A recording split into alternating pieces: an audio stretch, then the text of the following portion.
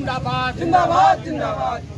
आवाज तो हम एक हैं, एक हैं। महागठबंधन जिंदाबाद जिंदाबाद जिंदाबाद। महागठबंधन जिंदाबाद जिंदाबाद जिंदाबाद। नीतीश कुमार होश में आओ, होश में आओ, होश में आओ। नीतीश कुमार होश में आओ, होश में आओ, होश में आओ। मुकेश सहनी जिंदाबाद जिंदाबाद जिंदाबाद। मुकेश सहनी जिंदाबाद जिंदाबाद जिंदाबाद। मुकेश सहनी जिंदाबाद जिंदाबाद जिंदाबाद। मुकेश सहनी जिंदाबाद चुनाव आयोग होश में आओ, होश में आओ, चुनाव आयोग होश में आओ, होश में आओ, चुनाव आयोग होश में आओ।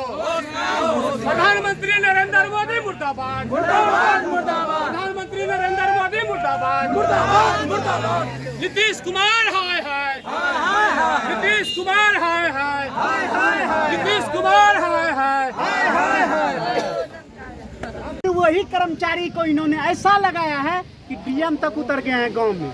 क्या बात है भाई, कहीं ना कहीं यह मामला हम लोगों को लग रहा है संदिग्ध है। अगर फर्जी यही लोग नाम जोड़े हुए तब न तबाह है कि तेजस्वी का फिर से सरकार आ जाएगा, इसीलिए हटाओ। और जनता को दिग्भ्रमित करने के लिए कल इन्होंने साइकिल से गांव गांव में घूम के बताया है आप लोग अपना सर्टिफिकेट दीजिए।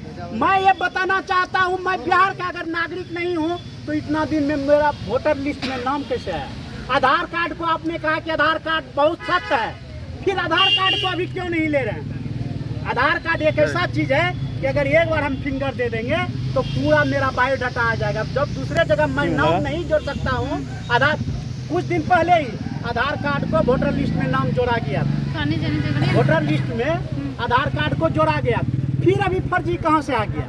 मृत को हटाना या बाहर चले जाना ये तो बीएलओ का काम है। क्या जरूरी पड़ा है 20 दिन में इतना पेपर लेके आप जा रहे हैं? यह जनता को दिग्भ्रमित करने का काम कर रहा है। मैं नीतीश जी से पूछना चाहता हूँ, आपने जो बोला था कि डबल इंजन की सरकार बनते ही बिहार धकाधक चलने लगेगा, सबसे पहले बताइए।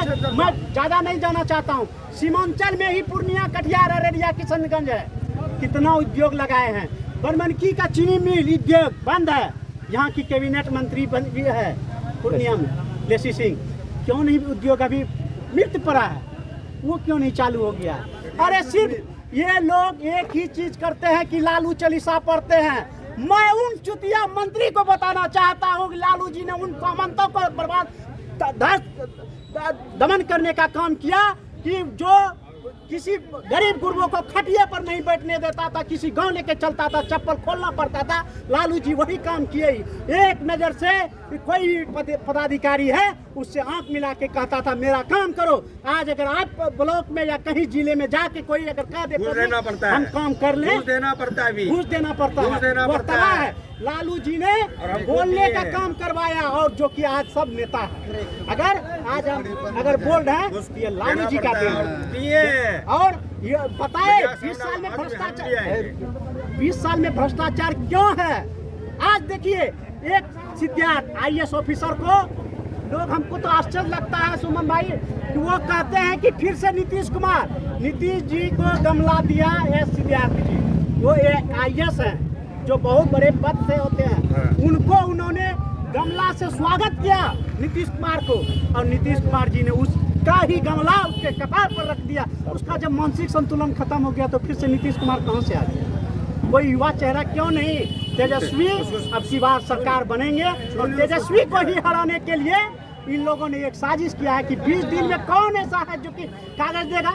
जब दे दिया है, वोटर लिस्ट में नाम जुट चुका है। इस चक्का जाम से क्या संदेश देना चाहेंगे सरकार को? चक्का जाम से यही संदेश देना चाहते हैं कि ये मदारी वाला खेल बंद कीजिए और लोगों को बताने का काम कीजिए। मैंने 20 सालों में क्या किया, कौन सा उद्योग लगाया, कहाँ कहाँ क्या किया। क्या महागठबंधन की सरकार बन रही है? बिहार के युवा क्यों जा रहे हैं बाहर, आप ये बताने का काम कीजिए। और मैं हम लोग जो है ये शांतिपूर्ण सड़क जाम किए हैं, और महागठबंधन के सभी साथी, हमारे कांग्रेस के प्रखंड अध्यक्ष, राजद के प्रखंड अध्यक्ष, वीआईपी के प्रखंड अध्यक्ष और जो है कम्युनिस्ट के माले के सभी दल, हम लोगों ने एक साथ शांतिपूर्ण धरना देने का काम किया। सरकार झांसा दे रही है कि 11 बिंदु पर हम ले रहे हैं, उसमें कोई न कोई होगा, लेकिन उसके बाद भी हम देखते हैं कि कुछ ऐसे परिवार हैं, कुछ ऐसे गरीब किसान मजदूर हैं जिसके पास 11 में 11 नहीं, तो उसका नाम का क्या होगा?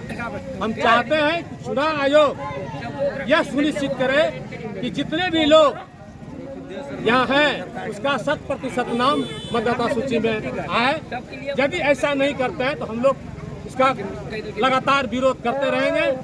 और यह नीति जो चुनाव आयोग के गठबंधन से यह सरकार नरेंद्र मोदी और नीतीश कुमार और बीजेपी का जो सरकार एनडीए का जो सरकार ये पॉलिसी अपनाई हुई है, यह तेजस्वी यादव के लोकप्रियता से, महागठबंधन के लोकप्रियता से घबरा कर ये एक कूटनीति तैयार किया है ताकि गरीब आदमी का वोट महागठबंधन के पक्ष में नहीं होकर एनडीए के पक्ष में अधिक से अधिक जो कंसेंसस वोट है वह मिल जाए और गरीब यहाँ से सत्ता से पदच्युत हो जाए। का मानसिक संतुलन नीतीश कुमार का हो चुका है, यह बूढ़े हो चुके हैं, ये नेतृत्व के लायक नहीं रहे। दूसरा मैं मांग करना चाहता हूँ कि सरकार व्यवस्था जो है, अभी हमारे साथी ने कहा कि कहाँ आपने उद्योग लगाया, पलायन रोकने की बात हो रही है। पलायन रोकने के लिए आपने कौन सा कार्यक्रम चलाया? अभी तक किसी तरह का कार्यक्रम नहीं चलाया। हम एक छोटा सा उदाहरण देना चाहते हैं इस सरकार की गिरती हुई व्यवस्था का। यह सरकार बीमार हो चुकी है।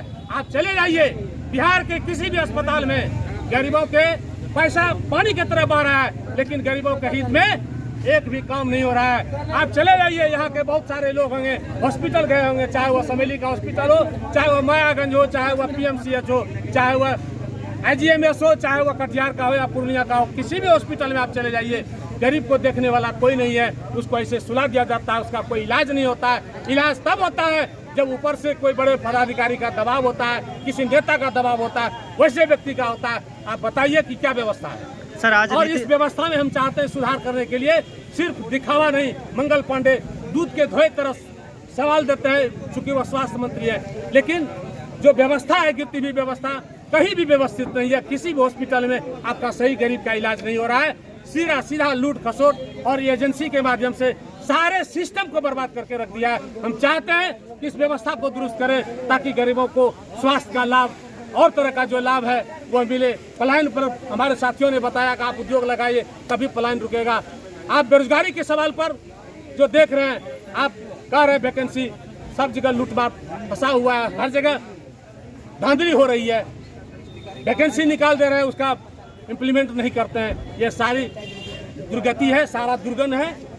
मैं चाहता हूं कि सारे व्यवस्था को आप सुदृढ़ कीजिए और पारदर्शिता लाइए और स्वच्छ सरकार बनाइए, स्वच्छ व्यवस्था को कायम कीजिए। नहीं, जब तक नहीं कीजिएगा तब तक हम वो लड़ाई लड़ते रहेंगे और जब तक चुनाव आयोग इस बात को सुधार नहीं देता है हम लोग इसका विरोध करते रहेंगे। इन्हीं शब्दों के साथ मैं अपनी बात को समाप्त करते हुए मैं विनोद कुमार यादव, प्रखंड राजद अध्यक्ष समेत।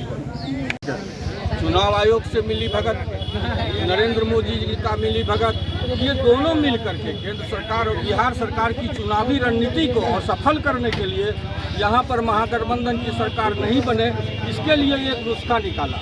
वो नुस्खा है वोटर लिस्ट। अरे भाई, जब आप खुद इसी वोटर से प्रधानमंत्री बने हैं तो पहले आप अपना जो फर्जी प्रधानमंत्री बनकर शासन कर रहे हैं उसको तो छोड़िए, उसके बाद हम लोगों को फर्जी साबित कीजिएगा। इसीलिए सुमन जी, जब तक ये वोटर लिस्ट का काम को चुनाव तक रोकेगा नहीं, ये आंदोलन मेरा चलता रहेगा। और मैं नीतीश कुमार जी को कहना चाहता हूँ, जय नीतीश जी, आप होश में आ जाओ, नहीं तो बिहार में ऐसा जन आंदोलन होगा कि इसको संभालना मुश्किल हो जाएगा। और ये तय है कि ये जो काम कर रहा है, जिस तरह से दिल्ली में भाजपा की सरकार बनी, वहाँ के वोटर को फर्जी साबित किया गया था, शायद सबको मालूम होगा ये बात। आज वही हाल बिहार का हो रहा है। इसीलिए मैं नीतीश कुमार जी को सचेत करना चाहता हूं कि आप इस काम को बंद कीजिए, अन्यथा चुनाव को रोकिए। आप 6 महीना टालिए चुनाव को, उसके बाद वोटर लिस्ट का काम होगा, तब चुनाव होगा। क्या नाम है? सुजीत कुमार निराला, CPI का पूर्व डिस्ट्रिक्ट सेक्रेटरी।